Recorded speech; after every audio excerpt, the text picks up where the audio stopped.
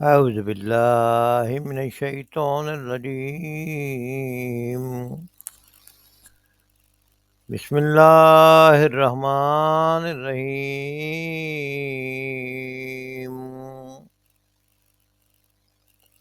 يسألونك عن الأهلة قل هي مواقيت للناس والحج وليس البر بأن تأتوا البيوت من ظهورها ولكن البر من اتقى وَأْتُوا الْبُيُوتَ مِنْ أَبْوَابِهَا وَاتَّقُوا اللَّهَ لَعَلَّكُمْ تُفْلِحُونَ. یسألونک، وہ سوال کرتے ہیں آپ سے، ان بارے میں، الاہلہ نئے چاند کے، ان الاہلہ نئے چاند کے بارے میں، یسألونک عن الاہلہ وہ سوال کرتے ہیں آپ سے نئے چاند کے بارے میں. یہ اس وقت کا ذکر ہے جب رسول اللہ صلی اللہ علیہ وسلم سے سوال کیا گیا تھا کہ یہ چاند کا گھٹنا بڑھنا جو ہے وہ کیسے ہے. نیا چاند نکلتا ہے، پھر چاند چھوٹا ہوتا ہے، پھر بڑا ہوتا ہے، پھر چاند کی منزلیں آتی ہیں. یہ سوال جب رسول اللہ علیہ وسلم کیا گیا تو اللہ تعالیٰ نے ہدایت میں اس سوال کا جواب دیا. کل کہہ دیجئے، ہے یا وہ مواقیت مقرر کرنا ہے، للناس لوگوں کے لیے، والحج اور حج کے لیے. کل کہہ دیجئے، ہے یا وہ مواقیت للناس اوقات کا مقرر کرنا ہے لوگوں کے لیے، والحج اور حج کے لیے.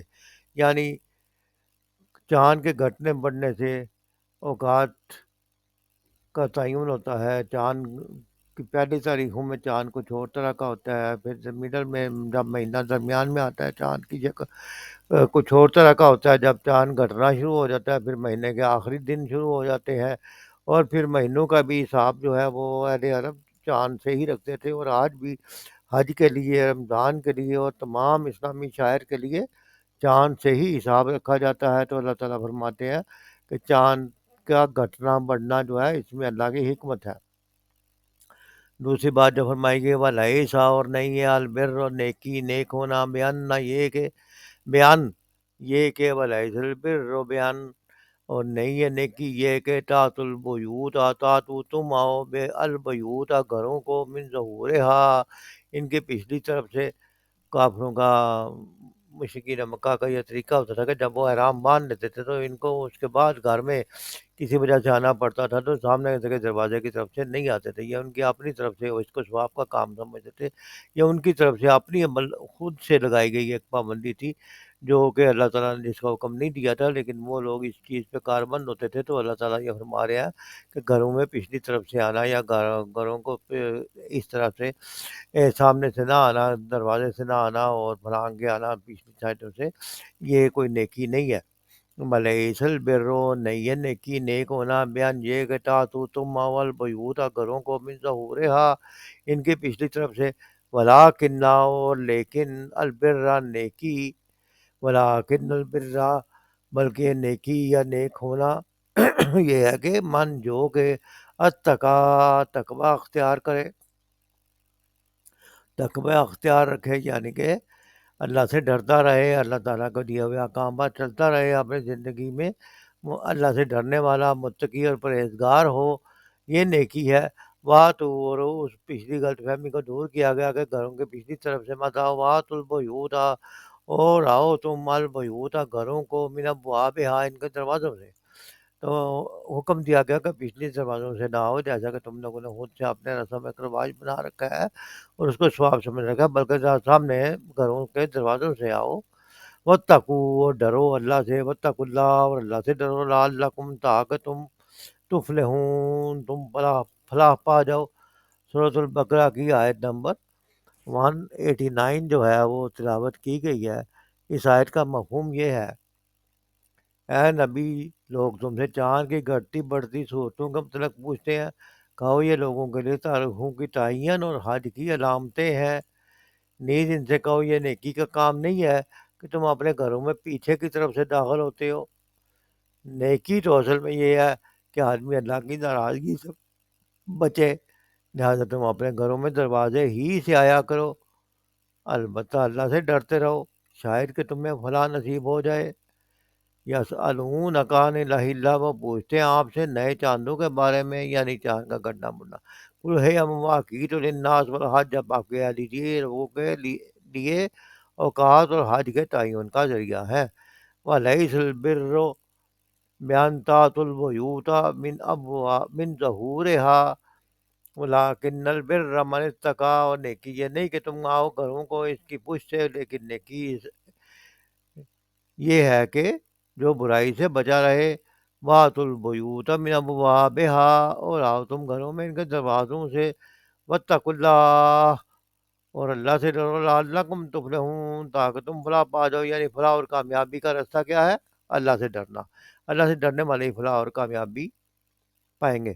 اس آیت میں اللہ تعالیٰ فرماتے ہیں کہ یہ جو انہوں نے چاند کے گھٹنے بڑھنے کو جو ہے بعض لوگ منحوس سمجھتے تھے، بعض دنوں کو منحوس سمجھتے تھے، سفر کے چاند کو منحوس نکل آیا، منحوس ہو گیا، اور اس طرح لوگوں کے ذہنوں میں چاند کے گھٹنے بڑھنے کا متعلق عقائد بگڑے ہوئے تھے۔ پھر اس توہم پرستی میں وہ بعض لوگ جو ہے چاند کو دیوتا مان کر چاند کی پرستی بھی کرتے تھے، بعض لوگ جو ہے وہ چاند کا گرہن لگنے کو منحوس سمجھتے تھے۔ انہی شکوک و شبہات کی وجہ سے مسلمانوں نے چاند کے بارے میں رسول صلی اللہ علیہ وسلم سے سوالات کیے۔ تو اس آیت میں بتایا گیا کہ چاند کے گڈھے بڑھنے کا فائدہ یہ ہے کہ مہینوں اور سالوں کا حساب کرنے میں مدد ملتی ہے۔ اسلامی عبادات چاند کے سے آپ رمضان شریف شروع ہوتا ہے، اور شرعی حکم احکام جو ہیں ایمن رمضان، نبی کریم صلی اللہ علیہ وسلم یام بیت کے روزے رکھا کرتے تھے درمیان کے 3 دن، ٹھیک ہے نا، 13، 14 اور 15 کو۔ یا چاند کا عمل ایک قدرتی کمپیوٹر ہے یا ایک قدرتی کلاک ہے جو آسمان پر ظاہر ہو کر دنیا کو تاریخوں کا حساب بھی بتاتا ہے اور وقت کا تعین بھی۔ رات میں وقت جب لوگ ٹریول کرتے تھے انہیں پتہ لگتا تھا کتنا پیر گزر گیا، کتنا پیر رہ گیا۔ حج کا ذکر جو ہے چاند کے ساتھ اس لیے کیا گیا کہ حج کی بڑی اہمیت تھی، اور حج بھی چاند دیکھ کے ڈیسائیڈ ہوتا تھا۔ اور دوسرا یہ کہ حرام مہینے بھی جو ہوتے تھے وہ بھی جو ہے قمری مہینے چلتے تھے عرب میں، تو ان حرام مہینوں میں لڑائی جھگڑا بند ہو جاتا تھا۔ یہ ساری چیزیں چاند سے متعلقہ ہیں، اس لیے چاند کے گھٹنے بڑھنے کو یا گرہن لگنے کو کوئی منحوس بھی نہیں کہا جا سکتا۔ اور چاند ایسی کوئی مافوق الفطرت چیز بھی نہیں تھی جسے کہ بتایا گیا جس کی عبادت کی جائے، جس کی پرستش کی جائے۔ لوگ چاند اور سورج کے پوجنے والے بھی ہوتے تھے۔ تو چاند ایک قدرتی کمپیوٹر ہے جو اللہ تعالیٰ نے عطا فرمایا ہے، جو کہ دنیا کی تاریخوں کا حساب بتاتا ہے، مہینوں کا حساب بتاتا ہے، اور اس کے علاوہ اس میں کوئی منحوس ہوگا یا برکت یا کوئی ایسی چیز نہیں ہے۔ قرآن مجید نے یہ تمام اوہام پرستی اور شکوک و شبہات کی جڑ کاٹ دی ہے۔ اسی طرح جیسے ذکر کیا گیا کہ جاہلیت میں یہ ایک غلط رسم تھی کہ حرام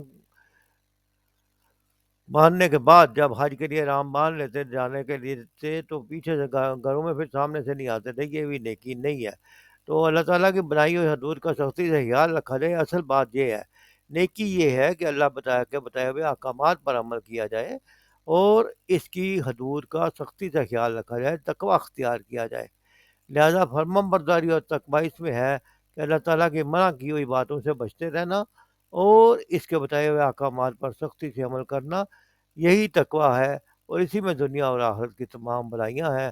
اللہ تعالیٰ سے دعا ہے کہ اللہ تعالیٰ ہمیں دین کو صحیح طور پہ سمجھنے اور اس پر عمل کرنے کی توفیق عطا فرمائے۔